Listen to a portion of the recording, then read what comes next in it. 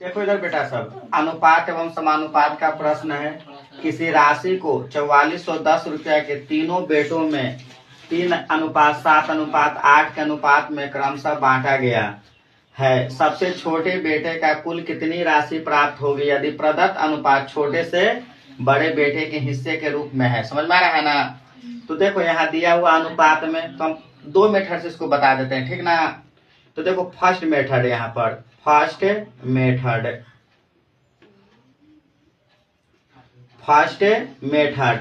तो देखो अनुपात में दिए हुए 3 गो उसका बेटा है ना।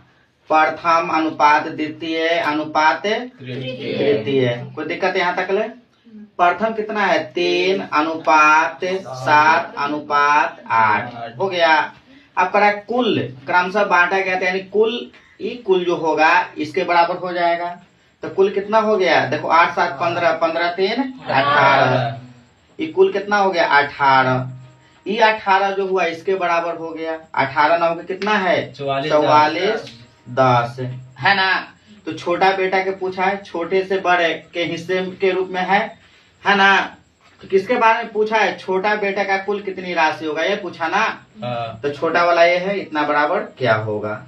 चलो काटो, पहले 6 से काट दो, 6 18 है ना। अब फिर कितना से कटेगा 6 7 42 2 6 18 6 5 23 है ना।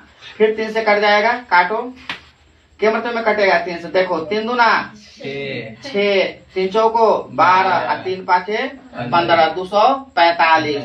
अब 245 से गुना करो 3 में, कितना से 3 से। तो देखो 3 5 15 के 5 हाथ में 1 4 3 12 1 13 के 3 हाथ में 1 3 दूना 6 1 7 735 रुपया आंसर होगा किसका, छोटा बेटा में है ना। तो 735 कौन है तीसरा। आप सेकंड मेथड से देख लो, सेकंड मेथड है ना।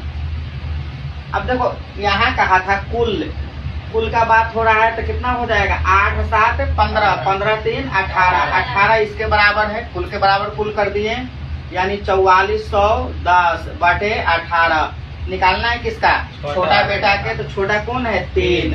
अब गुना कर देंगे 3 से है ना। अब देखो काटो 3 छक्का 18, ऐसे 6 से काटो। देख बेटा इधर 6 7 42 2 6 18 6 5 30, यानी कितना आएगा 735 रुपया तीसरा छोटा बेटा का आंसर हो जाएगा ना। तो हम दोनों मेथड से बना सकते हैं।